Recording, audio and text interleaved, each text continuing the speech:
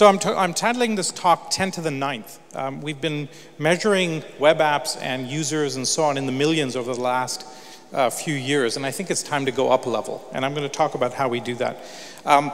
There's 2 or 3 major topics here. The first is a local to global transition. And I want to talk about how I've gone from thinking about small things to very big things in the transition that took place. Then talk about SU and why that's the case, why we do this crazy university. How many of you heard Andrew Hessel's talk when he was here a few weeks ago or seen it online? Great, most of you. So most of you know what Singularity University is, at least in principle. I'm then going to touch on some of the breakthroughs that we're seeing, some of the breakthroughs our faculty are seeing, and some of the ones that we're excited about. And then finally, mobile distribution and why we feel that's important. This was a photograph from 18 months ago, which was the founding conference for Singularity University. And for me to get to this point, started about 14, 15 years ago. I spent 10 years in Europe. And one of those years was here in Holland. I spent a year at Eindhoven helping restructure Philips. And we designed for Philips an incubator. And the idea was to go off-site, off-brand, harvest some of the amazing technologies that Philips had, and then make something of them. Philips didn't have the political will to actually make that happen. And I wanted you to remember that. That's a very, very important point. I then went off, spent 5 years restructuring large European companies, which is why I'm bald. If you spend time with large European companies, many of you will also suffer the same fate. I went back to New York and I started building companies there. One of them was called PubSub, which was the first real-time search company, which some of you may remember, with Technorati and Feedster, and laid the groundwork for a lot of the technologies that we see today in Twitter and the Facebook feed, etc. Yahoo then called and said, we'd like to build an incubator. And I said, well, if you do, you should make it off-site and off-brand. And they said, yes. And so I joined Yahoo to build out Brickhouse, which was their incubator. 4 products came out of that. Some of you may be familiar with Yahoo Pipes, which was the prototype on which Brickhouse was based. A couple more into it, we built a product called Fire Eagle, which was the location-based platform. And then I set up a relationship between Yahoo and NASA. And I was saying to NASA, hey, why don't you bring a satellite and plunk it down on the Yahoo campus, and we'll get 2,000 engineers writing software for you. And that led to me being invited to this conference that was hosted at NASA. Now, Yahoo, I want to just touch on that for a minute because I think it's irrelevant. How many of you have been involved with corporate innovation or corporate incubation? Okay, quite a few of you. Now, many of you will know the scars from that. And I've figured out that corporate incubation is a very, very difficult thing to do. And if you do it well, the immune system of the company will come and attack you. Right? Either in the form of the business units or the horizontal things. And what's happening at Yahoo today is that accidentally through a number of series of incidences, Yahoo got itself structured into a classic matrix organization. Products on the verticals and across the horizontals you have privacy, branding, PR, marketing, etc. Means that every time you try and do something, you have to get clearance from all of those layers, which takes time.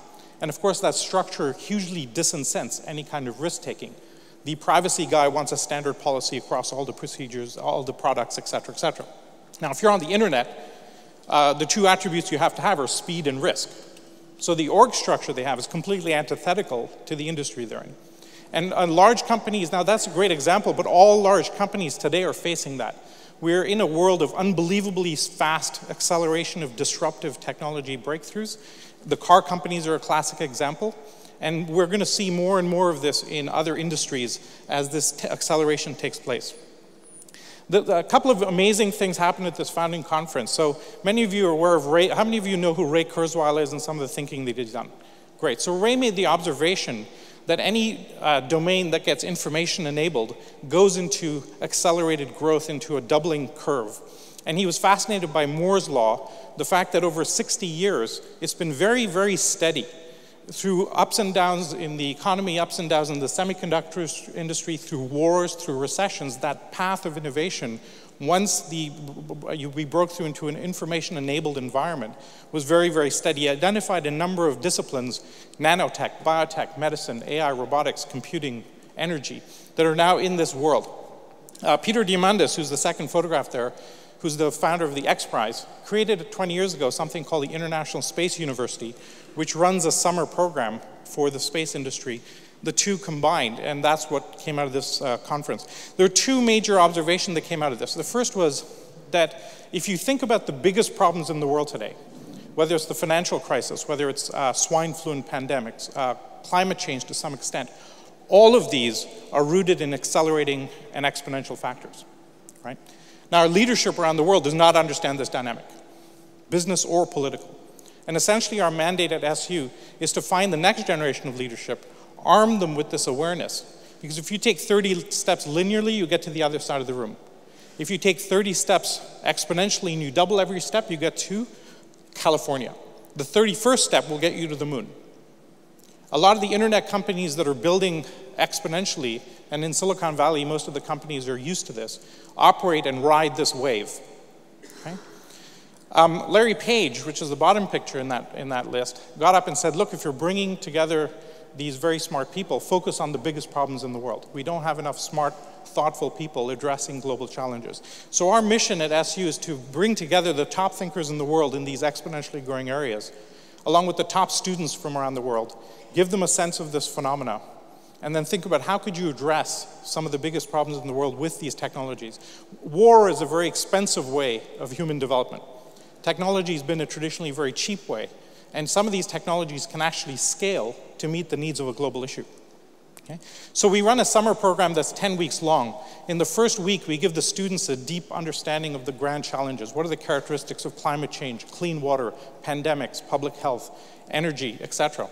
They understand. We have the World Bank, we have the Gates Foundation, we have the Clinton Foundation come in and talk to them, say what's been tried, what's failed, what's worked. And then we spend half the summer giving them a state-of-the-art view of what's in the labs today in nanotech, biotech, AI, robotics. What will be commercialized tomorrow? Where are they going? Where are they converging? And then the second half of the program is spent on a team project. And their challenge in this team project is called 10 to the 9th plus.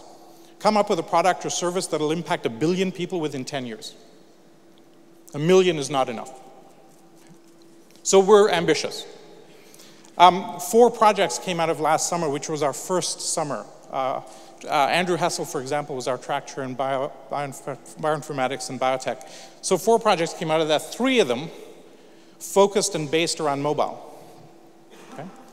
So CivicGuard is one that uses mobile technology to think about when you have a disaster, you need very fast communications and an understanding of what's happened on the ground. So what sensors can you deploy, and how quickly can you set up an information infrastructure to broadcast information back out to the real world?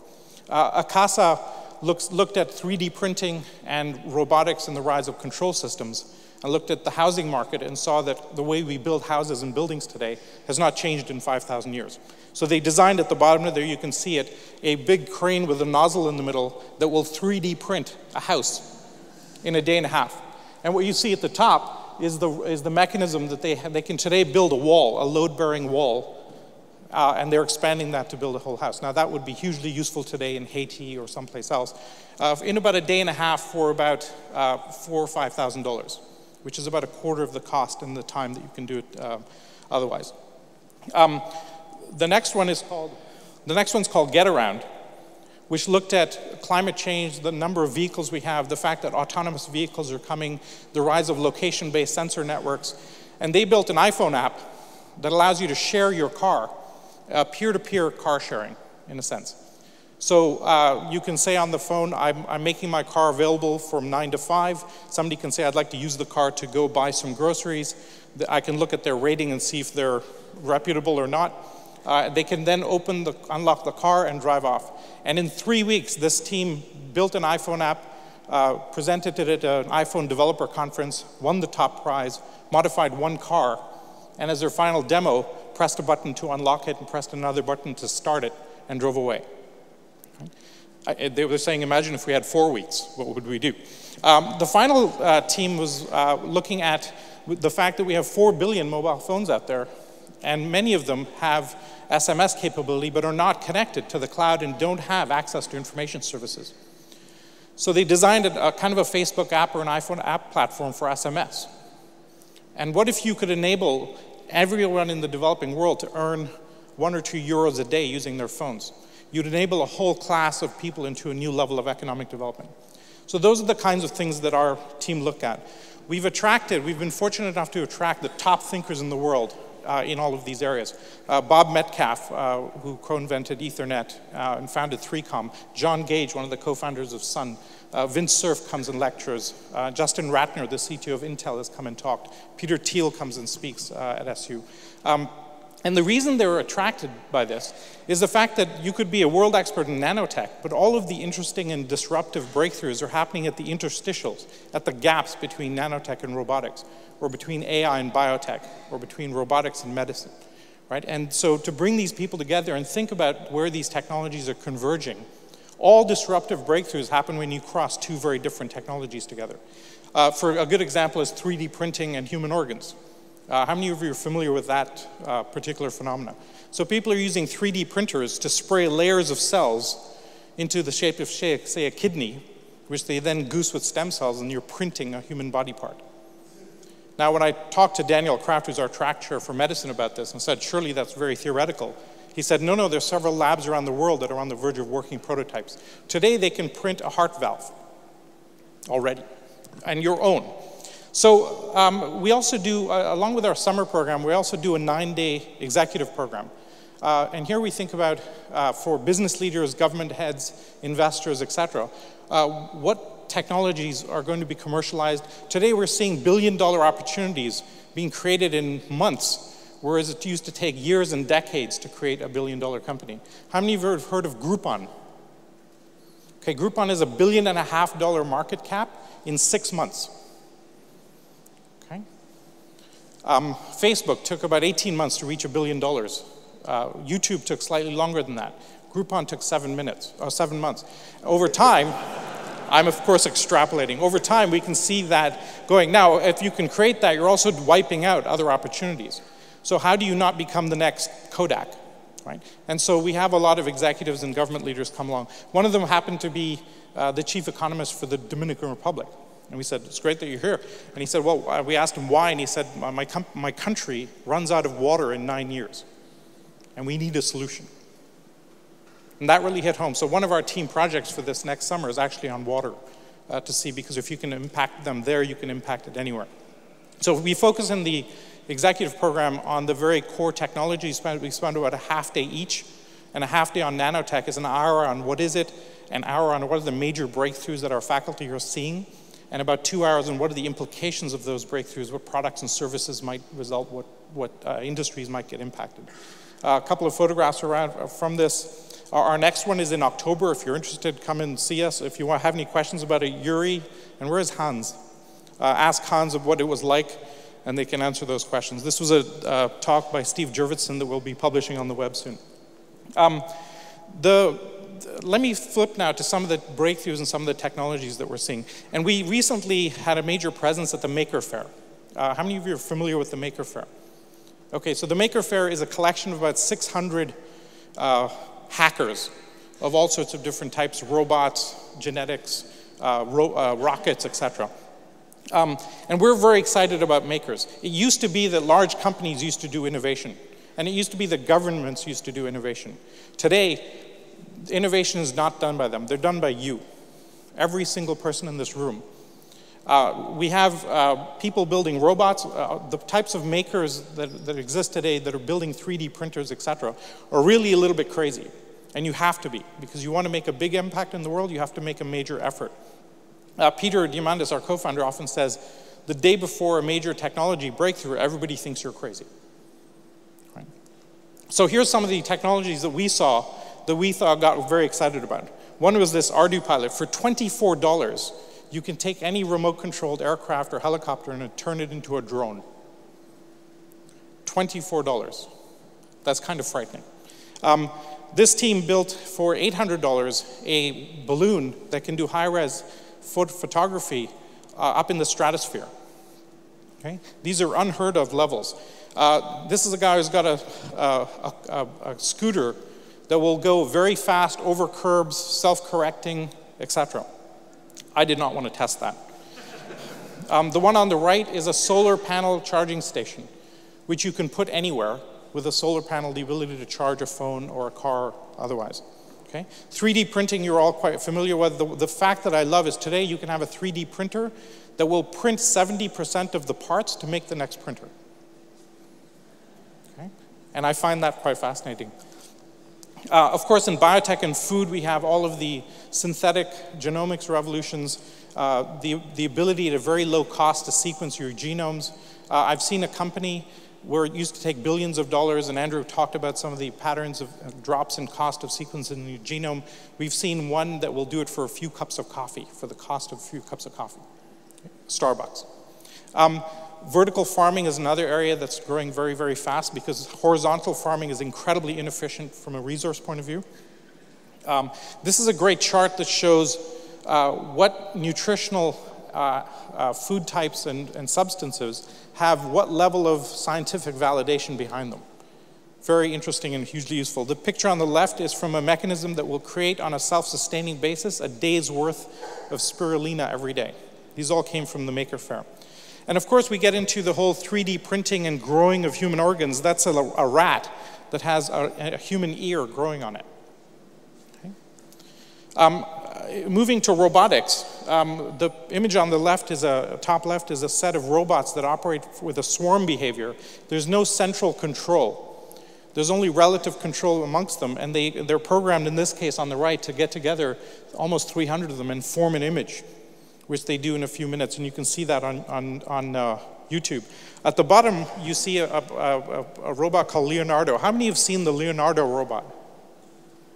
Okay, so go have a look on YouTube for Leonardo robot. I don't have time to show it here, but they've built a robot that can do two very interesting things. First, it can detect emotion. And the second is it can display emotion. Okay? And I'll leave you to go watch the video, but it's kind of frightening when you see this operating because, of course, emotions are subroutines in our mind. And so if you can mimic those subroutines, some interesting things come out. And of course, we have the creation of synthetic life over the last couple of weeks. And I'm going to read this. Craig Venter, this is the first self-replicating species whose parent is a computer. Okay.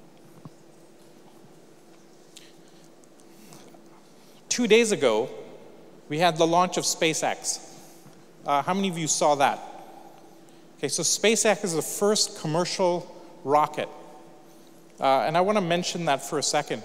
One of the things that Peter Diamandis does is the X Prize Foundation. He read the biography of Charles Lindbergh, who won the $25,000 Orteig Prize for crossing the Atlantic. And what was interesting and what struck him was the fact that 12 teams spent $300,000 in R&D competing for that one prize. That's a fabulous investment. And so X Prize creates large public prizes. The SpaceX was the first one, the Space X Prize, for the first vehicle to go up and down in space, and now we have a commercial thing. In Lindbergh's day, the collective innovation by those 12 teams created the commercial aviation industry. So Peter thinks about where are there market failures in industries and how can I go fix those. Some of us build companies, he messes with entire industries. On the top right, you have one of our founding trustees, Bob Richards, is building a FedEx service for the moon. Modularized compartments that cost X amount of dollars per gram or per kilogram. And on the bottom right, one of the Maker Faire people has a space rocket that he tried to build in his garage and it was too big for the garage, so now it's out. Imagine that a single individual is trying to build a space vehicle. Okay? Now, this is a robot in Japan that makes fast food. Okay? Now imagine you combine that with the emotions, and you imagine you combine that with the synthetic life, and you put that on space and you take it to the moon. You can essentially build new life forms that will do interesting things for us. Now, and you combine that with ears, et cetera, et cetera. Okay? So this is all happening now, right? And one of the things that we think about is that as a society, we are completely not prepared for this. How does a regulatory framework keep pace when technology is accelerating away from it? And we think about that a great deal because we've already, the digital rights disaster is one thing, the intellectual property side is another. More and more, these technologies are escaping us, our ability to regulate them. There's no ability that we have today in the biotech world to stop somebody from creating their own life form and doing something with it. None. So it's one of the things we worry about. So I want to talk about how we're addressing this. So one of the problems we have is scaling. We had, for our students this past summer, we have 80 students in this coming summer. We had 1,600 applications from 85 countries. And our real problem is scaling because finding the top students is very difficult. We created a partnership with a university in Sao Paulo called FIAP. And what we did with them is said, look, why don't you run a little X Prize type competition locally, find the best student, and you send that student. It's one slot that we don't have to worry about. My team was last year, for when we were building up Singularity, my team was 5 people. We're now up to 9 people, but still very small for trying to launch a whole university. So as much as we can outsource, the better. And I see the student selection process as a distributed computing problem. So they are off trying to do this. What they did was they came up with a contest that said, come up with an idea that will impact positively 1 million people around Sao Paulo. So they have now dozens of kids running around Sao Paulo creating these projects, the best one of which will come to SU. And so next year we want to roll this out to Mexico City and Jakarta and Amsterdam. So let me end on this. We live in the world. The mobile today, we think of search as the memory. The web and the mobile combination gives us essentially the nervous system, right? If you want to know what you did last week, you need a memory. If you step on a nail, you need a nervous system to tell you to lift your foot and scream. Essentially today, where we have those two combinations, the internet is becoming a complex organism. And so my challenge to you folks is, with the cost of technology coming down, I'd like you each to think about how you would impact 1 billion people. The people in this room, being here at this event, actually have the potential to do that. The only thing you'd have to do is take the risk. Small risk. Okay, that's my presentation. I have a few minutes for questions.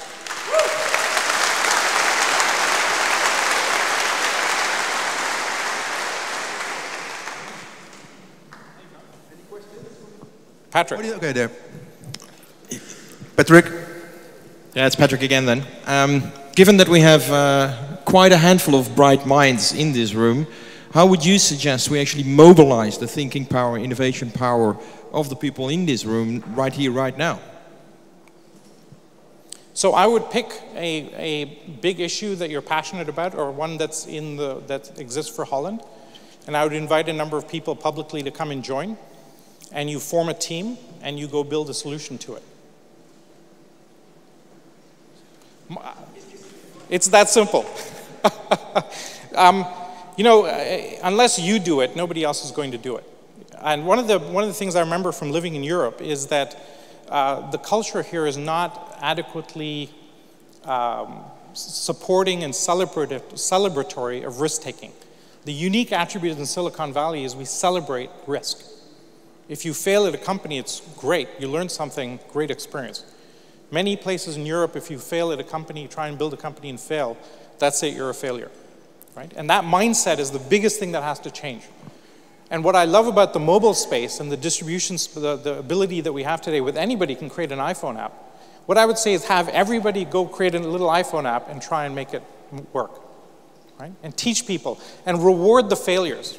You want a great idea? So take the biggest failures over the last 3 years in internet startups in Holland and reward them. Give them a big prize. Okay? Teach everybody that failure is an option and actually it's necessary if you want to make a big impact. I want to thank you, Salim, because Steve just emailed me and he said we need to rush. He's watching the live stream. So no problem. Thank you very much, Salim. Thank you very much.